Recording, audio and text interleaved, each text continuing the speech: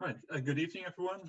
Welcome to this live stream of SIP Utrecht, the Dutch United Nations Students Association, where we pride ourselves on organizing intellectual activities such as these.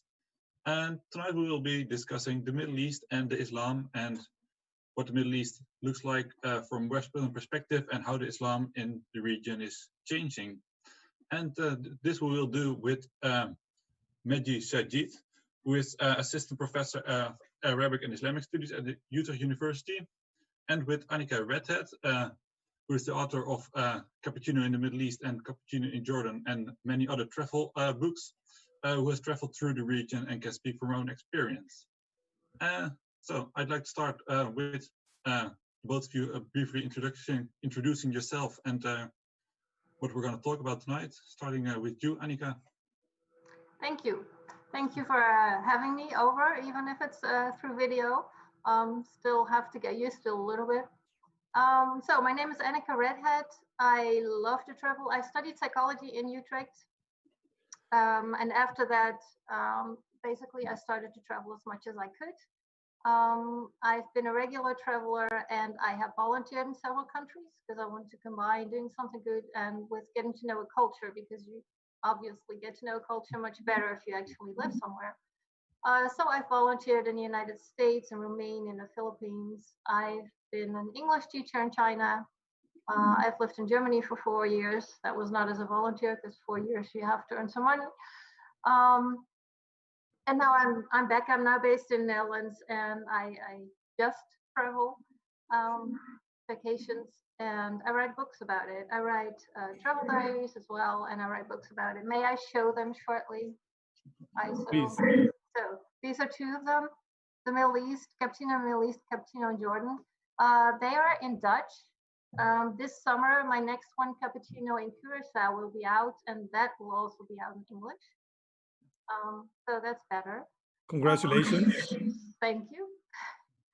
A little bit about my travels. I love to visit certain countries more than once, but I also really like to visit new countries because I always want to see new things and learn new things about other cultures. And when it comes to that, it really doesn't matter if it's an Orthodox or a Christian or an Islamic country. It's really, every country is interesting, and there are friendly people everywhere. And I've noticed that it also, as a woman, really doesn't matter where you travel. Maybe actually Islamic countries are a bit safer.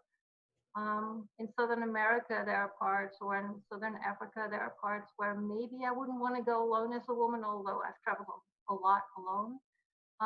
But in Islamic countries, because the laws are very strict, I think there's also less crime. And I've always felt very safe as a woman. Even if I'd meet men that wouldn't shake my hand, they would still be very friendly and warm. I spent times in cafes in Jordan, smoking the water pipe. Of course, not drinking any alcohol. I don't drink anyway, so that's easy for me in Islamic countries. Smoking the water pipe, being the only woman in far sight. Of course, there were no other women in the cafe, and everybody was so friendly and helping me out. So I've never felt odd or mistreated as a woman or as a foreigner in any of those countries. So when it comes to that, it really doesn't matter what kind of religion the country has. As for the Islamic countries that I've visited, some are the Gambia, Morocco, Turkey, Egypt, Jordan, Iran, Dubai, Oman, Indonesia, Malaysia.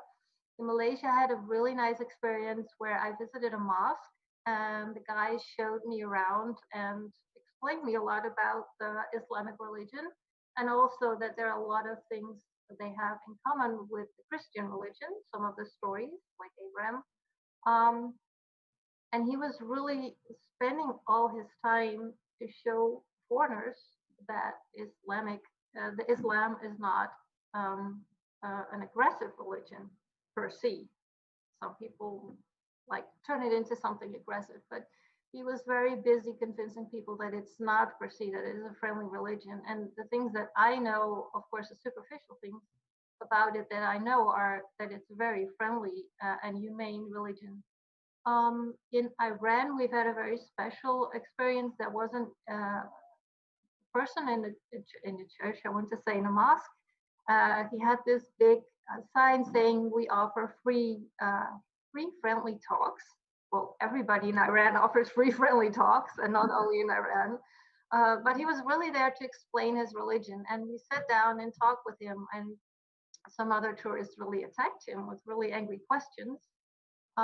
We didn't, and he was really trying to explain certain parts of Islam that we don't understand, like the way women have to cover themselves. But he really did this to build the bridge. And one thing he said, I think, was very important, and that is really what I want to, um, what I think is good to focus on tonight, is that what he said is, you are over there, we are over here, and the media are in between. And I think there is so much truth in that, and unfortunately, it's a negative truth, because it's usually the negative things that get into the media, that reach the journals and the newspapers. And that goes for anything, that goes for the United States, that goes for Trump, that goes for anything.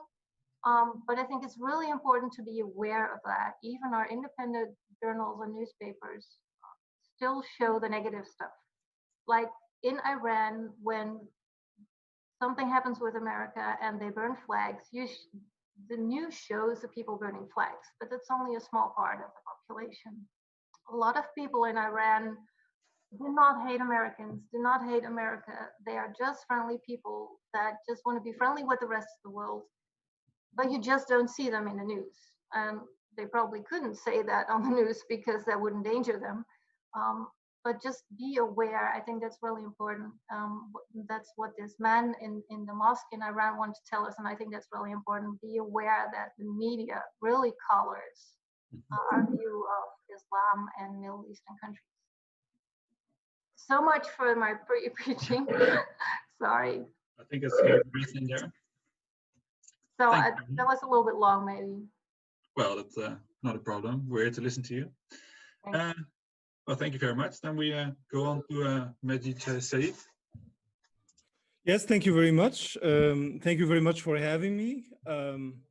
Well, a little bit about myself. I grew up in Casablanca, Morocco, and Casablanca is a real city. It's not only a Hollywood imagination. I grew up in the 80s and 90s in Morocco. And then after that, after finishing high school, I moved to Germany, where I have been living ever since. Of course, before accepting the job at Utrecht University 2 years ago. So to be honest, during this time, and especially during the sort of zeitgeist that was going on in the country when I was growing up in Morocco and the whole North African region, there wasn't much talk about Islam in daily life, really, especially in the 80s. I can remember, like, Islam was definitely part of the culture. It is something good, but you didn't have like these hardcore discussions about religion and about abiding by the religious law, etc. It was a slow process that started to bear fruit in the late 90s. And this is also the moment where I left for Germany. So in Germany, I first, for whatever reason, I was in a prep class to become an engineer. And then I had sort of, it was not yet a midlife crisis. Midlife crisis is, I guess, what I have right now. But at that time, it was just, you know, some reflections that I had at the time, and a big intellectual curiosity to try to understand certain phenomena. So I decided to study Western philosophy and Islamic studies. And one thing led to the other, and I ended up becoming an academic Islamic. So my job, academically speaking, consists very much of thinking historically about the processes that shaped not only the Middle East and North Africa, but most Muslim majority societies in terms of religious and political processes, you know, that took place, and how they shaped certain ways of viewing things, of talking about certain things, of behaving socially, etc. So that's what I've been studying in the past years, focusing specifically on the Arab-speaking parts of the Muslim world, or rather of Muslim majority societies. And yes, that's basically it. So quite a journey. Very interesting. All right. Then let me get back to you, Anika. Just very broadly, what was the most remarkable thing for someone from the Netherlands to travel through the Middle East? What was the most obvious thing that was very different from what we're used to over here? Well, it really depends which country you're at. The last big trip was Oman, Iran, and Dubai. So I had to prepare for 3 countries, and they were really very different. In Dubai, for example, there are so many expats are living there from Western countries. So many Asians are living there that on the street you can see any kind of dress. You can walk on the street in your bikini and nobody will really notice. So it's always about dress. When you go there as a tourist, it's always about the clothes that you wear. In Jordan, for example, they don't demand anything from tourists. In most countries, they don't demand anything from tourists. But in Jordan, in certain places, I just felt I like to adjust. Well, it's smarter if the sun is shining so brightly that you cover yourself a little bit. But I also like to adjust. So I voluntarily wore long sleeves and long either trousers or skirts. And even then, sometimes I just felt naked. But that might be me, because there were other tourists walking around in really short shorts and like wearing almost nothing. But compared to the other women, I would feel already naked then. And of course, in Iran, you were forced. You really have to wear the headscarf and the long sleeves and the long pants and white clothes. The clothes actually really have to be wide around your waist. So that's the thing. And unfortunately, many tourists refrain from going to Iran because of that, because they are against wearing a headscarf. And I thought I wasn't, because I like to wear things on my head. I'm not very good with sunshine on my head. So I like to wear hats or baseball caps or something. So I didn't mind wearing a headscarf. I just found it hard after a while when I saw a picture of my husband and me. I don't have it at hand. That's a pity. It's for others just a touristy picture, but I had a picture of my husband and me, and he was wearing shorts and a t-shirt, and his head was naked, and I was like completely wrapped, and it just didn't feel right. It didn't feel equal, and I've always felt equal to my husband, of course. But that picture felt so unequal that it wasn't my choice. I didn't mind wearing long sleeves and putting something on my head per se, but the fact that I didn't have the choice. And once in the morning, I wanted to rush out to the store to buy something quickly, and then I was like, oh my god, my headscarf, and I had to go back to. So it kind of frightens you. So it's always about dress when you go to Arab countries, and especially Iran. But it's really such a pity not to go there just because you have to wear the headscarf. People are so special and friendly, and they're so eager to meet others. And their English was pretty good, actually. Right. Most Iranians speak really good English. Right, thank you. And the stories that you mentioned, like the freedom to dress the way you want. I believe it's becoming more a discussion within Islam. Is it a modern trend, Mehdi, that these discussions are occurring more nowadays? Well, of course, now certain things seem to have a lot more importance than they used to in the past. And this is basically, if you approach it from the point of view of Islamic scholarship, this is an eternal discussion, basically. What should the woman wear in public? Should she appear in public at all? And all the discussion about gender roles of course, which are at times very tough to understand from a modern perspective. And let me just add to what Anika just said. A lot of Muslim women themselves, they struggle. I mean, the struggle is real. They struggle if they wear the headscarf, and they struggle if they don't wear the headscarf, because that's also one of the modern development, I guess, where women became part and parcel of the public life, and societies or Muslim majority societies are still trying to adjust to make the right adjustments to these new evolution. But basically, if I may talk also from my personal experience in Morocco, what I had witnessed, I remember when I was growing up, the headscarf was never like a big topic in the 80s and early 90s. Uh, in the 90s, you started seeing many ladies opting for the headscarf. And what I found very interesting in terms of terminology is how the Moroccan society of that time was referring to the headscarf. They were calling it the ikhwan. She's wearing the ikhwan, which is basically the Arabic word for the Muslim Brotherhood. And I never like really thought about it or reflected about it until recently.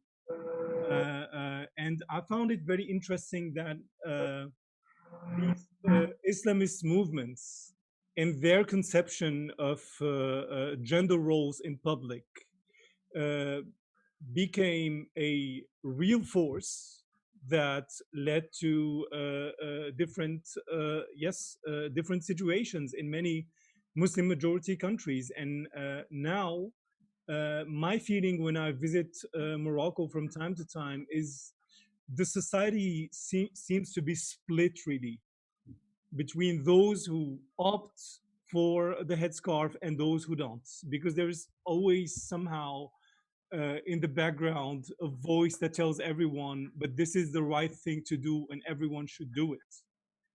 But when I think back, uh, all the ladies, also the ladies that used to wear the headscarf in the 80s when I was growing up, the older ladies, basically, my grandmother and that kind of generation, uh, they were doing it much more culturally than religiously.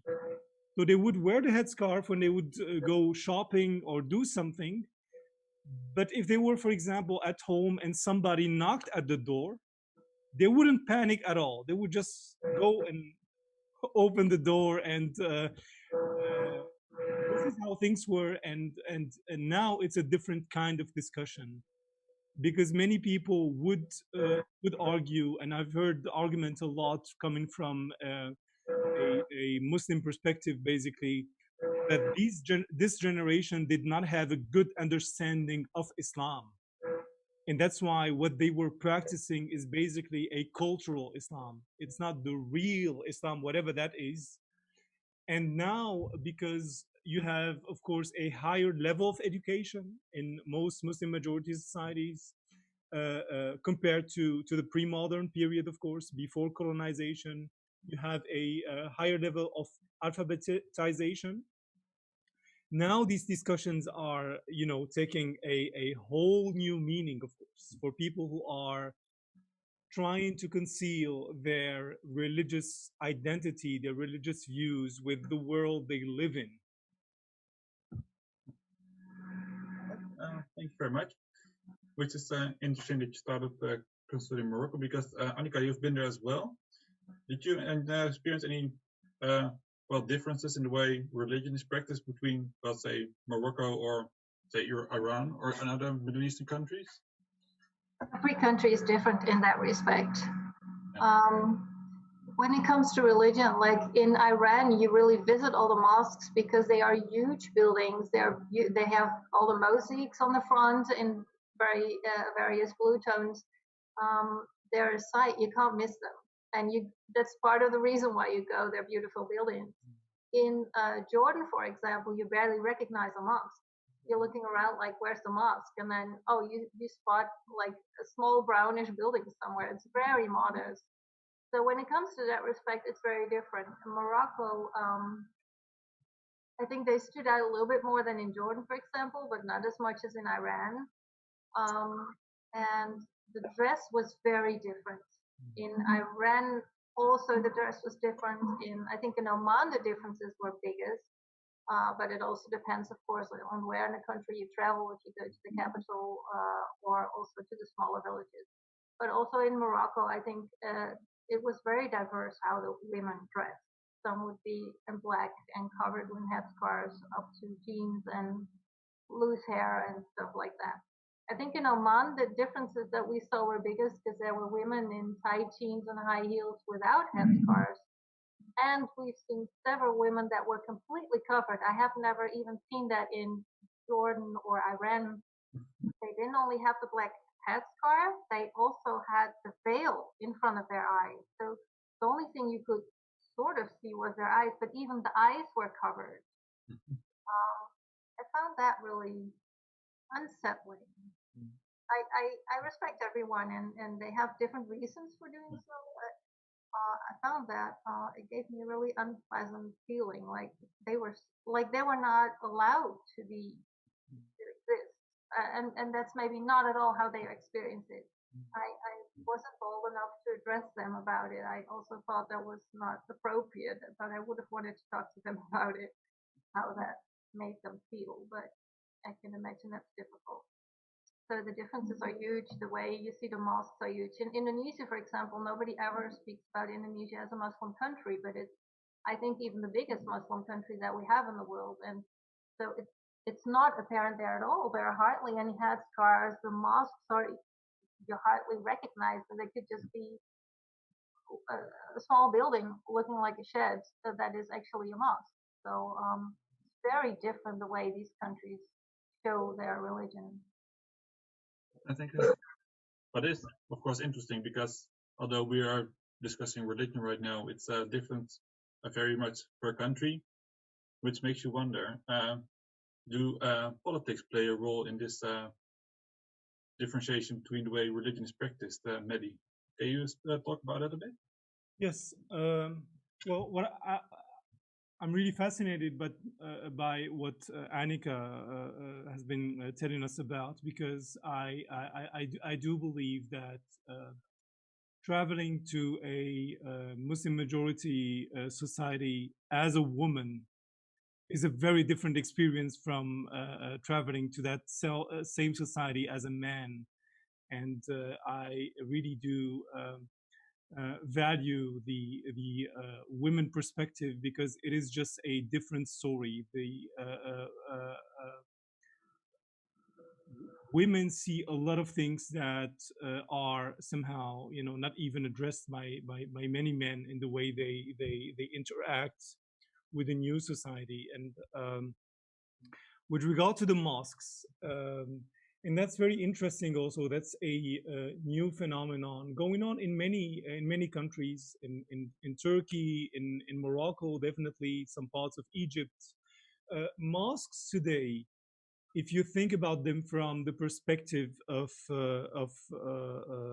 from the political perspective of the governments in place, mosques are a tool to claim the public space.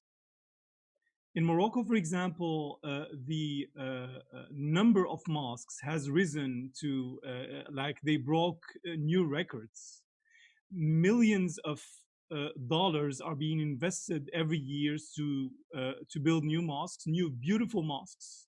I mean, you could say from the point of view of architecture and aesthetics, they look very beautiful, very traditional. They have this Arabo-Andalusian style, which is very appealing to a lot of people. And they are a way also to claim the public space and make a religious political statement to the population. Because now what you have in many Muslim countries is a competition between different discourses of Islam.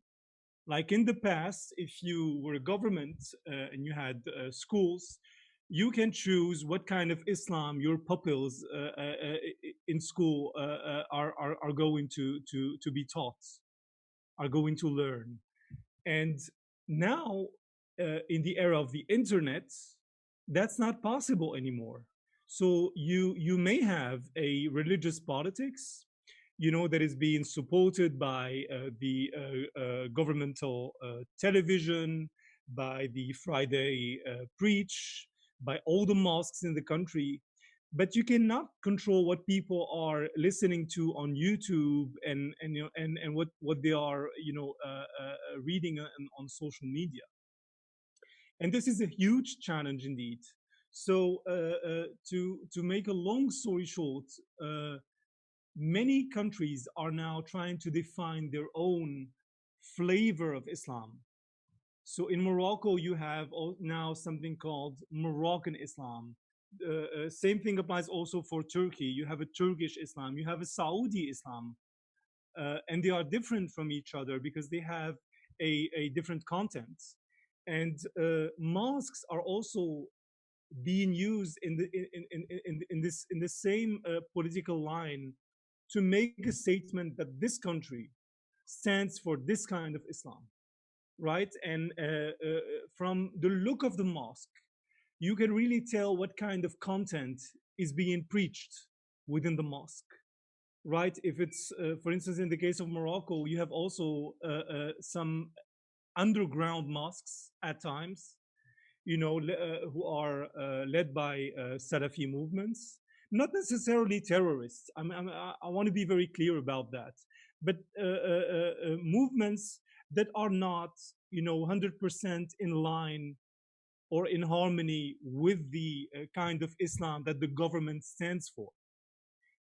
And their mosques look very different, right? The everything, the mosaics, the all the aesthetics in and outside of the mosque make some kind of, this is the way I perceive it, and I don't know if you would disagree with me, Anika, but they have some kind of theological statements, right? This is our tradition, or this is the way we express ourselves religiously, and the mosque is a tool to make that kind of statements, because even though you may not be a visitor or someone who goes to that mosque to pray, but you see it every day and you perceive it, and it influences your landscape. And this is the kind of statement that you have now. It's always in the back of your head. This is where you are now. May I add something to that? Of course. Do you hear me? Yes. Yeah, their neighbors are fighting, so I put in my earplugs to hear you better. It sounds very unsettling. Apart from, because you asked about the politics and how it influences the country and religion, I think there's more influence than just the politics of the country itself. There's a lot of money going around in the Arab world, and of course, you probably know much more about it than I do. But from what I've read, there's a lot of money going around, especially from the oil states to other countries, to try to get them more to become more Islamic. Mm-hmm. And they sponsor the building of mosques. The one huge mosque in Casablanca was substantially funded, I think, from money outside of Morocco. Yeah, correct me if I'm wrong. As I just said before we started the video, we were planning a trip to Kyrgyzstan this summer. Kyrgyzstan is a former Russian republic. So traditionally, the north of the country was Orthodox, and nothing at all, of course, officially during Russian times. The south was Islamic, but now I think it's Saudi Arabia, but at least it's Gulf states that build really big mosques throughout the country.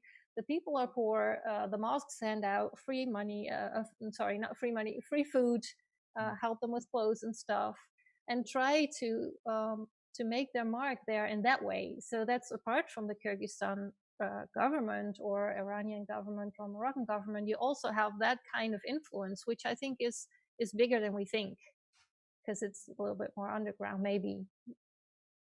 Can I add something, Yes, ISO? Is it possible? yeah. I agree with you, Anika. That's really a very important point to raise. And if I may just give some historical background to this whole discussion, because the politics of financing mosques to export a certain understanding of Islam or a certain theology of Islam is something that has been going on in the last 4 or 5 decades consistently, especially with the kind of money that the Gulf states have. It is what it is. Now, some countries are trying to cope with that kind of influence. I'm thinking about the Turkish government, which also tried to export his own flavor of Islam to other parts. The Moroccans are always trying to do the same thing, the Egyptians also. But one thing I'd like just to remind the viewers about, I mean, if you think about the 20th century, Islam as a political agenda, as a political program, did not win the race of the independence movements. Like very few, only in very few countries, the political elites emerged as having this Islamic consciousness and identity, etc. Most of the countries, if you're talking about the Middle East, they were very much influenced by Arab socialism, right? If you think about Egypt, Yemen, Algeria, and even you had some other forms of secularism, for example, in Tunisia.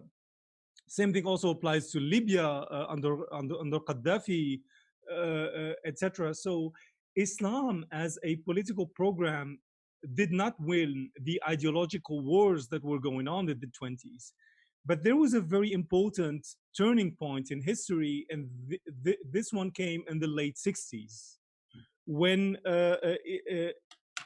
during the Arabo-Israeli wars, when Arab socialism was defeated, a lot of people lost their hope in Arab socialism and pan-Arabism and this kind of ideology that was very dominant among intellectuals in the first half of the 20th century. So now you had, I don't want to call it a vacuum, but you had definitely more place for other alternatives, political alternatives. And this is a very important moment in history where political Islam becomes very strong and emerges as a third alternative, after the motto, neither East nor West, Islam is the best somehow. And the Saudis also at that moment in the 60s and especially in the 70s saw and other Islamic movements, but the Saudis are a very interesting case study because they started exporting their Islam, and with the kind of money they had and the momentum, historically speaking, helped them to reach a lot of communities around the world, not only in the Muslim countries, and a lot of these developments fired back. They fired back in Saudi Arabia because in 79, 79 was also a major year if you think about the developments of political Islam, because this is the year, of course, of the Islamic Revolution in Iran, where you have a clergy taking political power and redefining the whole state and society according to its own vision of what Islam should look like in the 20th century. But also one thing that a lot of people tend to forget is in Saudi Arabia in 79, in the same year of the Iranian, of the Islamic Revolution in Iran, there was a siege of Mecca. A group of Muslim activists took control of the Grand Mosque in Mecca, which is the holiest place in Islam, and they were armed. And the siege of Mecca was, I think, it took the Saudi authorities 15 days to get rid of these insurgents. And with the help of the French GIGN, it's a gendarmerie commando, who were brought to the holy mosque because they couldn't get control back. And this is also where, even in Saudi Arabia, the political elites realized that the kind of message they were sending out could come back and could come back and bite them. And from there, you know, you had a lot of things going on. It's also 79. It's the year when the Russians enter Afghanistan, and the whole Mujahideen movement starts, etc. So many things took place in this year, and from there, it was a question of media, of exporting certain narratives, of political interests, and this is why we are where we are today. Which brings us to the beginning of the evening, that the media shapes an image which influences us all. Yes, and I think you said Saudi Arabia has the money. I think if other countries would have that kind of money, they would try the same. We're talking about Islam now, but it's not to say that only Islamic movements would do that. I mean, there are a lot of Christians that go out and spread the word. They just don't have the kind of money that the Saudi do. So yeah, we're talking about Islam, but it's of course not only Islamic people who would be capable of doing such a thing. I mean, the Americans try to have their influence throughout the world, and Russians do. So it's not even tied to religion. It happens anywhere, everywhere. Yeah. But then is there one last theme I'd like to discuss. But meanwhile, I'd like to point out to everyone watching that you can ask your own questions in the chat on both YouTube and Facebook, and hopefully our two experts can answer them for you. But first, I was wondering, of course, we as Europeans have an image of what the Middle East looks like, based on what we see in the media. But I imagine that it goes both ways. So I was wondering, Anika, in your travels, have you heard any remarkable stereotypes or way people see Western Europe, which would be, well, surprising for people living here? No, not if they have to be surprising. No, everybody just thinks that of course, the women are very loose and they easily have sex with everyone. But would you say they have an accurate image of Western Europe? Sorry? Would you say there's an accurate image of Western Europe? It really depends who you talk to. There are people who read other newspapers, read foreign newspapers, so they know what it's like. Mm-hmm. And I have to say, in Iran, we talk to a lot of people who read sites that are illegal in the country, websites. They really know what's going on in the world, and they have a pretty good image of us, I think. And there are people who just read local news who are not very interested in other countries, which is fine. And they would have the general prejudices about the West. All right. But nothing that would surprise us. And I think that goes as much for the Middle East as for other countries in the world. And the other way around, would you say, well, the general image of, say, a country like Iran we have over here is correct? Oh, it's terrible. No, it's terrible. Oh no, I can't emphasize enough that they are so friendly, and that most Iranians do not want to kill Americans. They do not want to burn American flags. It's so important to say that, and that's exactly why this man in the mosque that we talked to spends his time to talk to us. And he asked, I said, what is the most important thing that you want to convey to us, or that you want us to talk about? And he said, tell people that we are nice, that we are normal people. Because only the crazy people get into the media, and that's the same goes for the States. I think in that way they're really comparable, because when we see things about the States, it's always the nutcases. Right. And so many people I've lived in the States, so many people are nice. They know about the world. They are so friendly and welcoming. They're not nutcases. So, and the same goes for Iran. We always see the bad stuff, but people are as smart as we are, as developed as we are, as modern as we are.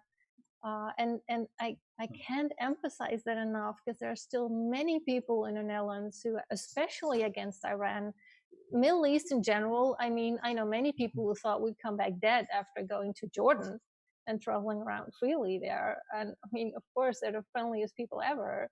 But that goes especially for Iran. Their image is so bad and so untrue. Right. Well, I see a lot of questions rippling in Cool. on the comments. So we'll start with a question from Marise van den Burg. And she asked, what is your view on Saudi Arabia, where Western female tourists will not be prohibited to go out without a hijab, but Saudi women are disallowed to do so. She asked, how can we address this planned inequality that is premised on an arbitrary criterion, notably nationality? I think it's pretty similar to Iran. A lot of women in the Netherlands don't want to go there because they're against a headscarf. And I think their problems are so much bigger than the headscarf. We focus on this piece of cloth on our heads so badly, but their rights are so limited. In marriage, in schooling, in work environments, their rights are so limited compared to that of men that the headscarf really is the least of their problems. So I think we focus on the wrong thing there. Second, I think that much rather be in touch with, I can go there and like think I'm against wearing a headscarf, I'm going to take it off in the middle of Tehran. I'm not helping their case. The government's just going to really turn against foreign tourists coming over. And that's not going to help their case because they really want to get in touch with people from the West or other countries. They want to talk to them. Wearing my headscarf, I had such nice contact with women. Also, if I couldn't talk to them, you would just look at each other and smile and feel like a bond. And you would miss that completely if you would go in against it. So I think it's really not our position. I think it's more important to show the people here that they're regular people and show them that we in the West are really nice, regular people. I think that's more important than going there and taking off my scarf or not wearing it. And I think, we as individuals are not going to convince the governments of that. So the people themselves have to do that, I think. I would like to hear your opinion on that, Mehdi. Yes. Well, generally speaking, I really do believe, and this was my own experience, that Muslim majority societies in general are a lot more exposed to the West and Western culture or cultures than the other way around.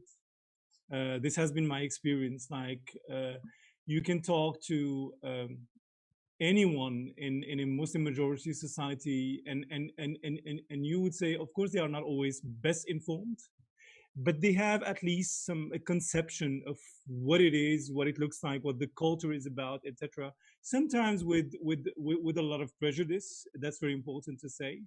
But generally speaking, they are much more informed and curious about the West than the other way around.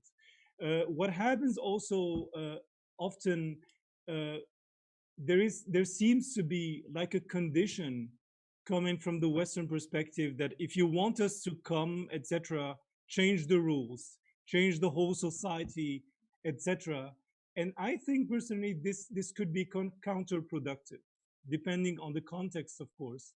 But this can be very counterproductive because in many of these societies, the struggle of women is real. If we are talking now about the headscarf in public, etc. And the headscarf in certain contexts is a way to gain access to the public sphere. Because in countries like Egypt, Jordan, etc., a woman who chose to wear the headscarf gets access to certain areas, to certain male-dominated areas. And this is a phenomenon that has been well studied in Islamist movements, for instance. A lot of Islamist movements have a very strong support from women, and women help them get to where and accomplish what they want to accomplish. So the headscarf in this kind of context has a different symbolic.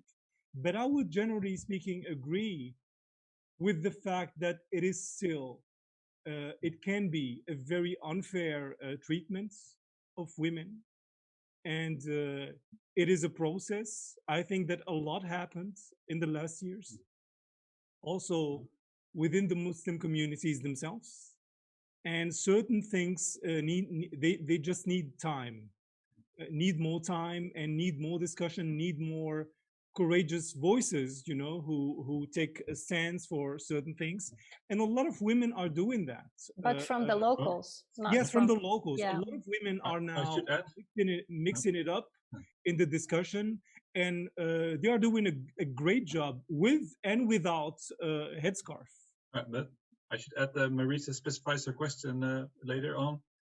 She doesn't necessarily mean the inequality between men and women, but between Arab women and Western tourists who are allowed to take off their headscarves.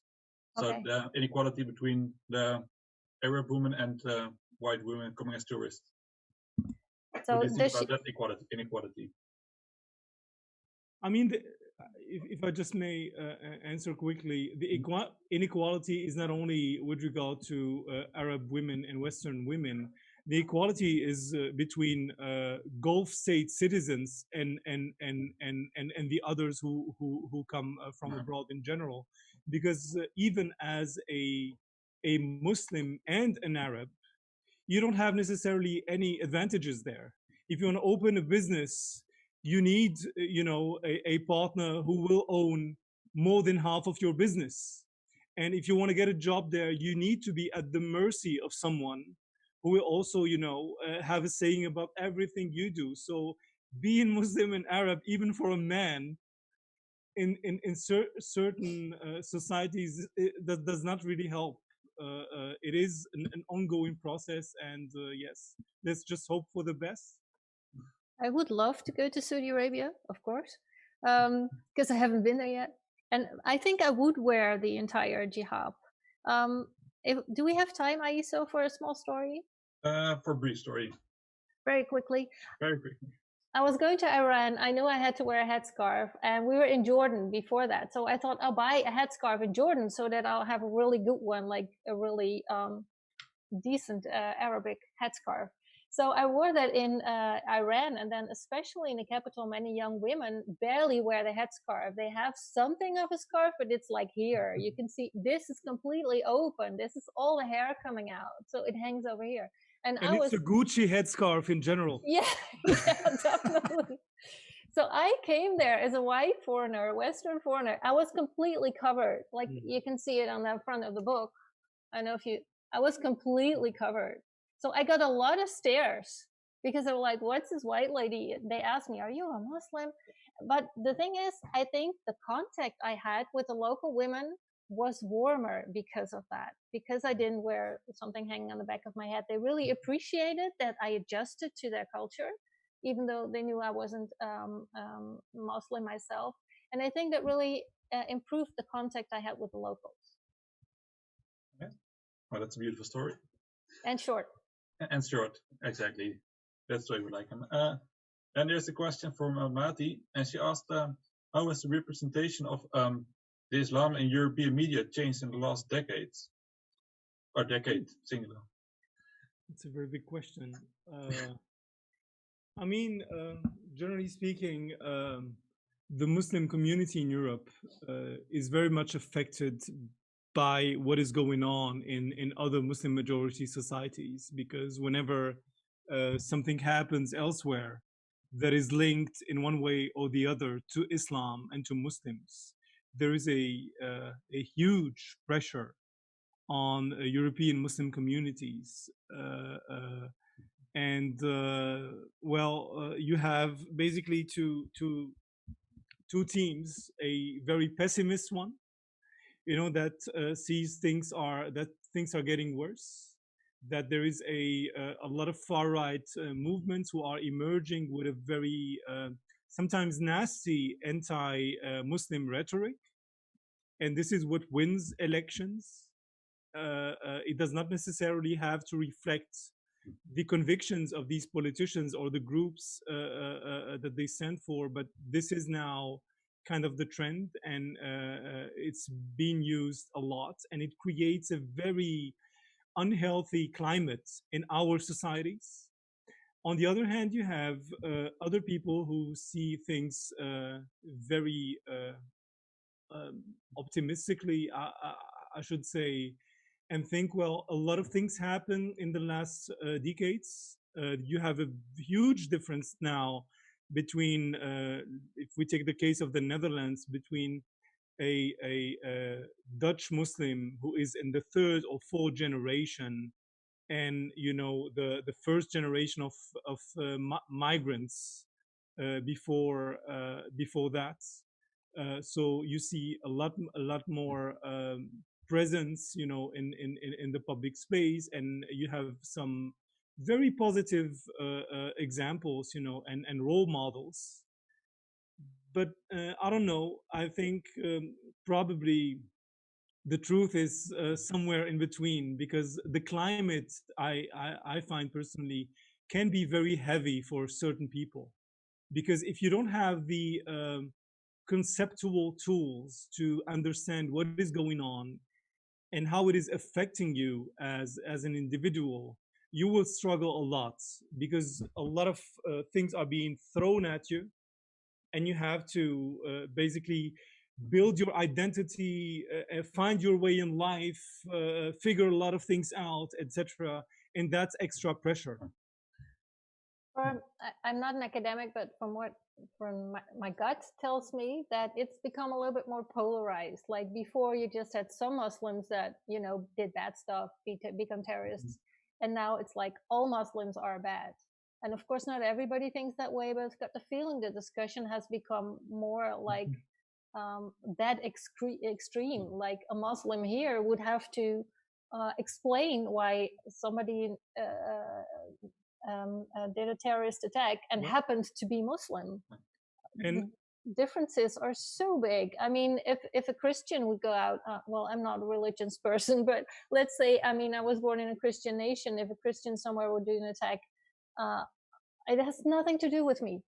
And that's the thing, because if you are a young man or woman growing up in a Western society, having a Muslim background, whatever that means, it does not mean also that you are, theologically speaking, informed enough to answer some tough questions about the Quran, tough questions about the Prophet's life, etc.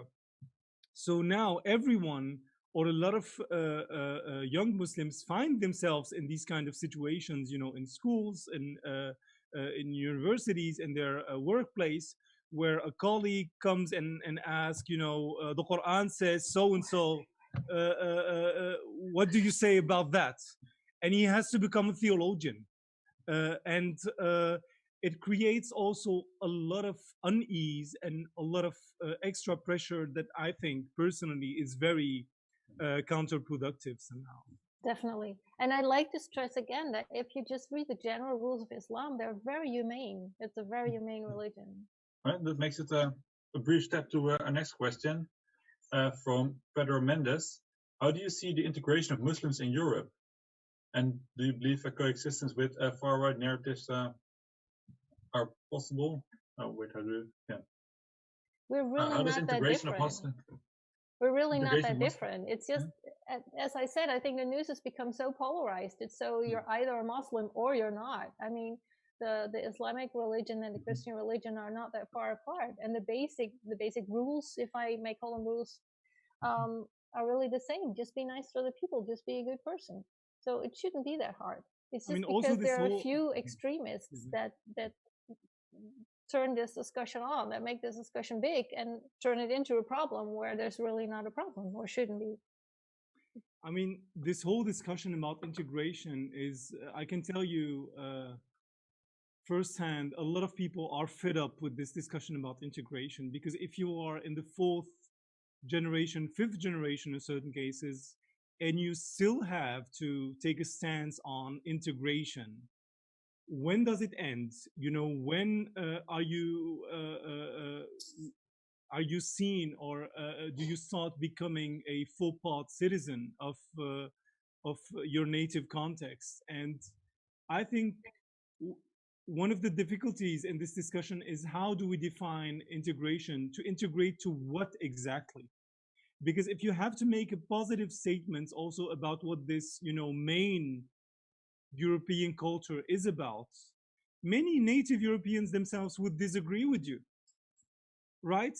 But the thing becomes at times, I don't know, a problem of perception because you perceive this group to be outsiders. Sometimes some issues are real. I mean, let's not ignore that. Some issues, dealing with the rights of women, human rights, etc., they are real. But this is a very small minority, first of all, and secondly, and this is my personal view. I mean, just looking at the European Muslim communities here in the West, there is a huge progress that has been made in the last decades that very few people are really aware about. That, I mean, just I don't want to take myself as example, but someone with my looks and my name being assistant professor at Utrecht University. Well, this is what's going on also, in terms of reality. But of course, I'm, and I'm not like this only case. You have a lot of people who are super successful and having some incredible contributions to their home societies. And I think we should from time to time focus also on these good examples because they just raise the morale of the whole society and they give us hope, because we've talked enough about the other side, and I think it is really about time to see what do we have in common together, because at the end of the day, this is our country and this is our society, and everyone has skills that can make a difference in our everyday lives. What's also very interesting is that if you look at the history of the Netherlands, we've had several times in our history, because we're either academically advanced or economically advanced, when a lot of foreigners would come to the Netherlands and settle here. So I don't know where my ancestors are from, but there's a good chance that a lot of us native Dutch have ancestors from other countries. We have always been a land of immigrants. So yeah, when does integration start? When does it stop? I mean, we're already a combined nation. We forget that. Beautiful said, both of you. Then one last question again from Pedro Mendes. For Anika, you mentioned that wearing the scarf in Iran, a lot of the idea is to hide your body, not to be judged on your body, but rather on who you really are. Therefore, you hide your body. And would you say that there's something to that, and maybe it wouldn't be so bad if we took that idea to Europe? Yes and no. I think the idea behind it is really nice, because the man that we spoke to in the mosque said that. He said, you don't want to be judged on your looks as a woman. You want to be judged for who you are. Yeah. And it's true that in our society, a lot of women's bodies are used to advertise cars or other things. It's all about your body and your looks. And too many, especially young girls, but also people still my age, are too focused on the way they look. So in that respect, I think it has a really good meaning to think it's about who I am as a person and not about my looks. So when in Iran I had a difficult day and I thought, oh, I so want to get rid of that scarf, I just thought, no, but it's about my inner my inner character, and I have a lovely character, so I love to wear my scarf, and then it was good again. On the other hand, it is part of human nature. I study psychology, and that your looks are important is apparently part of human nature, because most nose jobs in the world, most plastic surgery on the face is done in Iran. And even the women that were fully covered and wore the headscarves, they wear very expensive headscarves. As you just said, it's the Gucci headscarves. They wear very expensive sneakers or handbags. Their makeup is, I've never seen so much makeup on one face as in Iran. So the thought behind it is really good, and we could definitely learn from that. It just, people don't work that way, I guess, unfortunately. May I add something, Aiso? Yeah. So just to add to what Anika just said, I really do think that this whole discussion about the headscarf is very modern somehow, because you have a lot of pre-modern Muslim societies where, you know, depending on where you were, it was not even an issue. If a woman had to work on a field, and you know, nobody was expecting her to wear, you know, the headscarf in a very orthodox manner, and of course you always have differences between center and periphery and urban rural settings, but this whole conception that Sharia was the main dominant factor in Islamic history is a very wrong conception. I think what, if I may end on this, a lot of the things that scare Muslims today when they read about their own history is to realize how unorthodox their ancestors have lived. Like in terms of whatever, you spoke, Anika, about wine drinking or alcohol drinking in general, etc., and drugs and promiscuity in terms of sexuality, etc., etc. A lot of Muslims are shocked today to see this kind of behavior, and it has been used in modern times to explain why Muslim societies became subjugated to the West. So now basically this is being used to say this is what went wrong in Islam, and the only way to go back to a dominant position, globally speaking, is to go back to the sources of Islam, you know, where everything was still, you know, very orthodox, etc. And it is just one of the biggest misconceptions ever, in my personal opinion. That's a very interesting insight to end this evening on, because unfortunately our time's already up. So I would like to thank everyone for watching. And Anika and Mehdi, I would like to thank you very much for your very interesting stories, your very interesting insights, and for speaking for us tonight. Thank you. Thank you. I love being here, and I love the discussion that we had. Thank you. As did I. And this was it for tonight. Okay. Goodbye. Thank you, everyone. Goodbye. Have a nice evening.